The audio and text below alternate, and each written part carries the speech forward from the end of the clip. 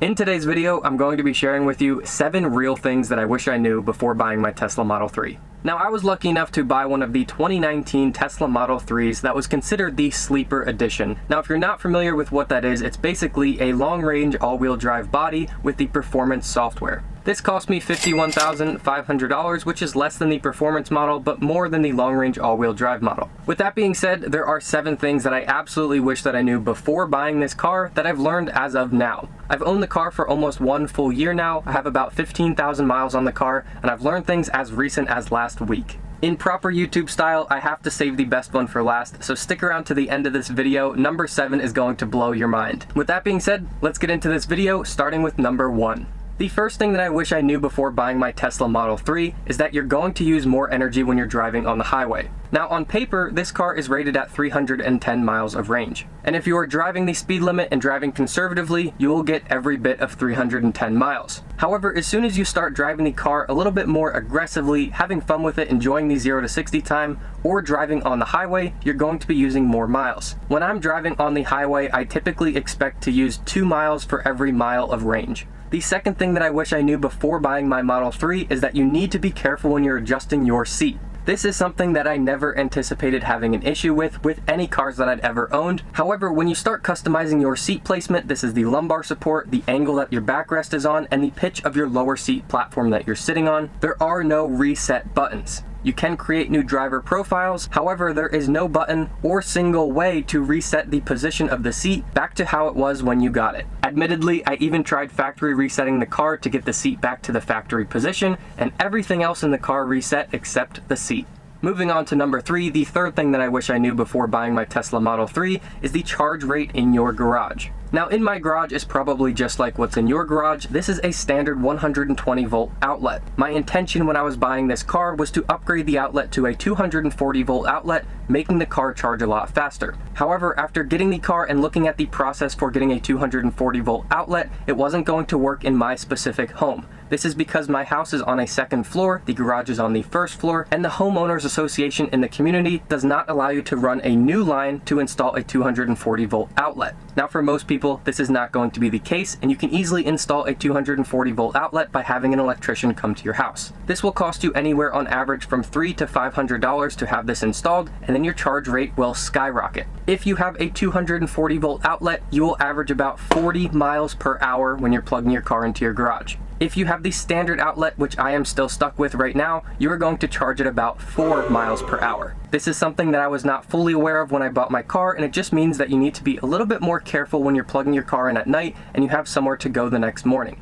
The fourth thing that I wish I knew before buying my Tesla Model 3 is that it is very fast. However, it is very silent. When you pull up to a red light and there's a Ferrari next to you, just know that you are going to give him a good run for his money, and you may even win those races. However, the Ferrari is going to have that screaming engine, and you are just going to be silent. Now, for some people, you may enjoy this. However, I do find myself missing the auditory experience of driving a car because this car simply doesn't have it. The fifth thing I wish I knew before buying my Tesla Model 3 is that if you live in anywhere that is a hot climate, please keep your cabin overheat protection turned on. Now, I live in the southern part of the United States, and the temperatures here do get pretty high. Up until a couple months ago, I had my cabin overheat protection turned off because I didn't want it to constantly be triggered using the car's battery just to keep it at 105 degrees. I haven't ever had an issue with any of my other cars in the heat here, so I figured I didn't need the cabin overheat protection. This was, of course, until recently. As we got into the summer months, the temperature has skyrocketed, and I checked the interior temperature of the Tesla via the app to find out that it was 128 degrees inside the car. Now, I wasn't at the car at the moment, so I tried to turn on the climate control system to get the air conditioning going and opening the windows to cool the car down, and the car wasn't responding from the app. Now, the car was parked at my house, so I knew that it was at a safe environment, so once I did get back to the car, I tried opening the door just to find out that the mirror was slowly opening. It felt like the battery was almost drained or it was struggling to work, and the inside screen was completely turned black and unresponsive for what seemed like a long time. Now, once I opened up all the doors and all the windows, the car cooled down pretty quickly and everything went back to normal, but from then on out, I turned the overheat protection turned on, and now the car stays always at 105 degrees or below.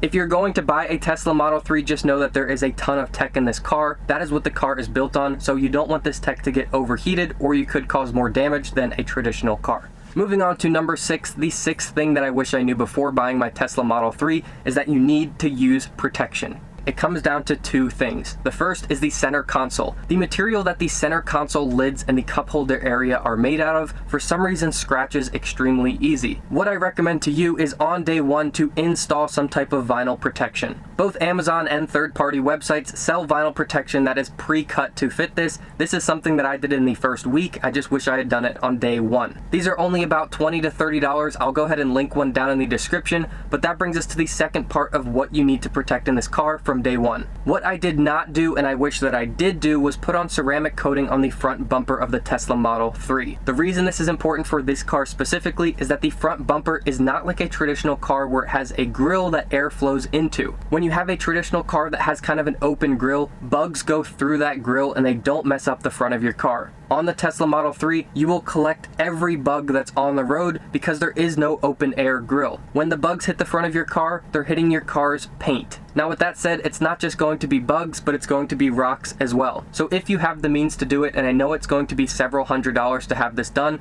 but as soon as you get your Tesla, I highly recommend taking it to a shop and getting a ceramic coat put on your front bumper. And the last thing, this is the biggest thing that I wish I knew before buying my Tesla Model 3. This is something you can do before you even buy your car, but it's going to be extremely helpful once you own your car, and that is joining all of the Facebook groups for Tesla Model 3s. No, you're not going to be just joining these groups for fun. The reason you're joining these groups are to look out for when people post about 1, maintenance deals, and 2, upgrade deals. I did not know until recently that this was a thing, but Tesla does promotions on their maintenance services where they come out to your driveway and perform the maintenance. And 2, they run promotions on upgrades for the vehicle. Currently, the upgrade that is available is the full self-driving, and to my surprise, they lower that price every once in a while. This is typically at the end of quarters, but if you're joined into these Facebook groups, you will get notifications when people start talking about it. Now, coming back to the maintenance promotions, this was something I had no idea about until recently when I saw it in a Facebook group. Someone had posted in the Facebook group that they found out that tire rotations were on promotion. Instead of $120 or $130 for the tire rotation, they were down to $35. So what did I do? I went directly onto the app, scheduled maintenance, and for a grand total of $37, I had my tires rotated in my driveway. I hope you enjoyed this video. All I ask is that you like it if you enjoyed it, and you share it with someone who's interested in buying a Tesla. Hopefully this can save them time. Hopefully you learned something from this video, and all in all, if you have any questions, let me know down in the comments, and I'd be happy to help you out.